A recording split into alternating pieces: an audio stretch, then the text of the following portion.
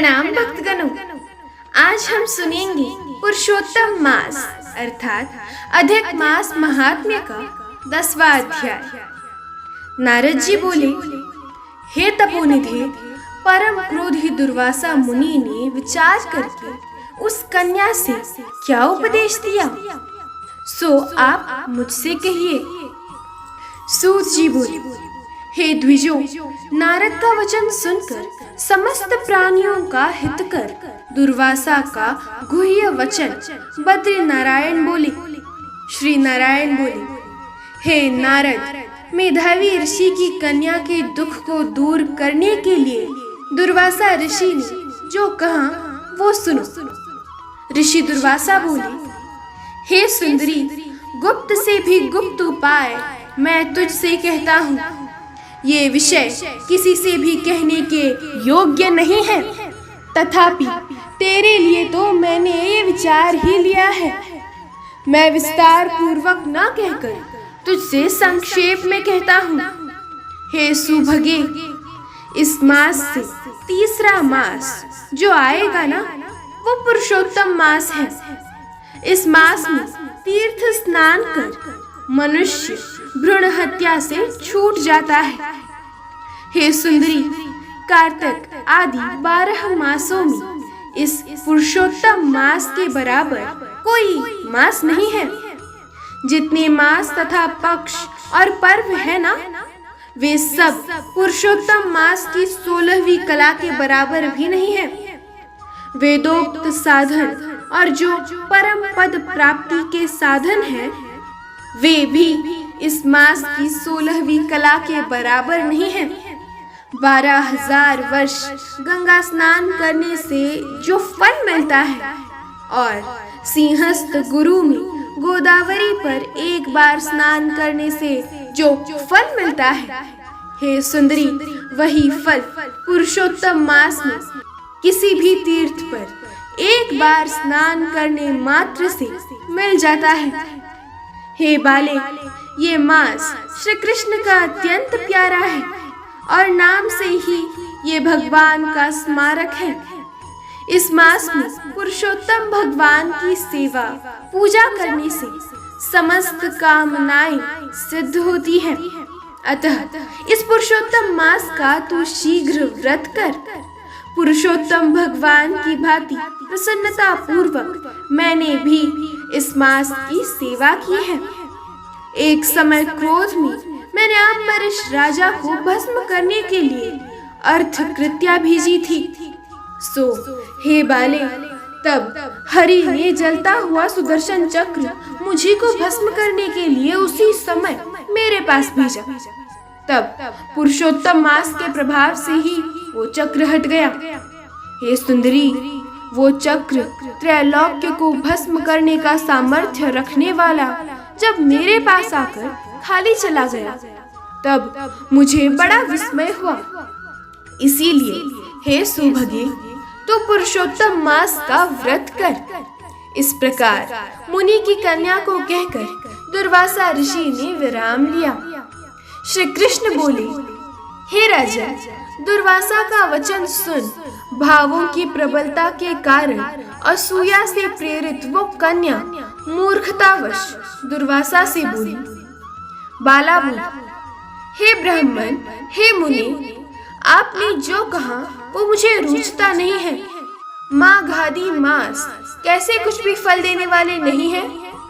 कार्तिक मास कम है ऐसा आप कहते हैं, सो कहिए, वैशाख मास सेवित हुआ क्या इच्छित कामों को नहीं देता है। सदाशिव आदि से लेकर सब देवता सेवा करने पर क्या फल नहीं देते, अथवा पृथ्वी पर प्रत्यक्ष देव सूर्य और जगत की माता देवी क्या सब कामनाओं को देने वाली नहीं है। श्री गणेश क्या सेवा पाकर इच्छित वर नहीं देते।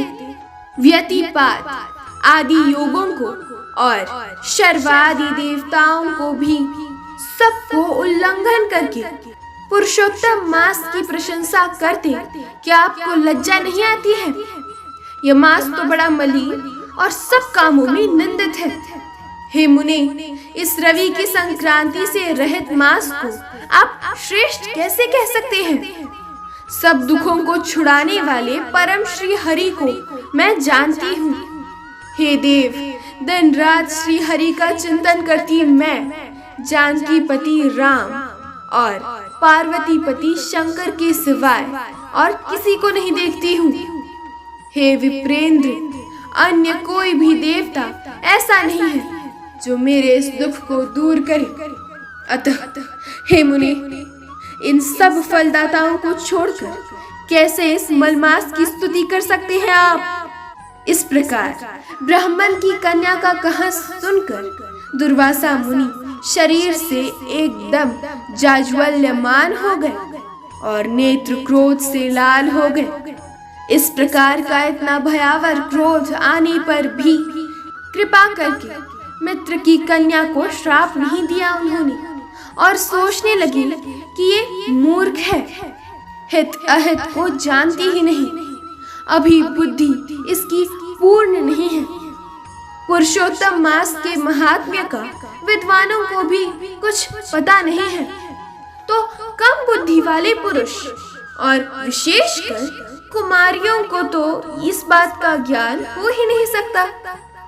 ये कुमारी कन्या माता पिता से रहित दुखाग्नि से जली हुई है, अतः अति उग्र मेरे श्राप को कैसे सहन कर सकती है? इस प्रकार सोचकर कृपा से मन में उठे क्रोध को उन्होंने शांत किया और स्वस्थ होकर दुर्वासा मुनि उस अति विह्वल कन्या से बोले। दुर्वासा बोले, हे मित्र पुत्री, तेरे ऊपर मेरा कुछ भी क्रोध नहीं है। हे निर्भाग्य, जो तेरे मन में आवे वैसा ही कर। हे बाले, और कुछ भविष्य कहता हूँ, सुन। पुरुषोत्तम मास का जो तूने अनादर किया है उसका फल तो तुझे अवश्य मिलेगा, इस जन्म में मिले अथवा दूसरे किसी जन्म में। अब मैं नर नारायण के आश्रम में जाऊंगा। तेरा पिता मेरा मित्र था, इसलिए मैंने श्राप नहीं दिया है। तू बाल भाव के कारण अपने शुभाशुभ तथा हित अहित को जानती नहीं है। शुभ अशुभ भविष्य को कोई टाल नहीं सकता। अच्छा, हमारा बहुत समय व्यतीत हो गया है, अब हम जाते हैं, तेरा कल्याण हो। श्री कृष्ण बोले। ऐसा कहकर महाक्रोधी दुर्वासा मुनि शीघ्र चले गए।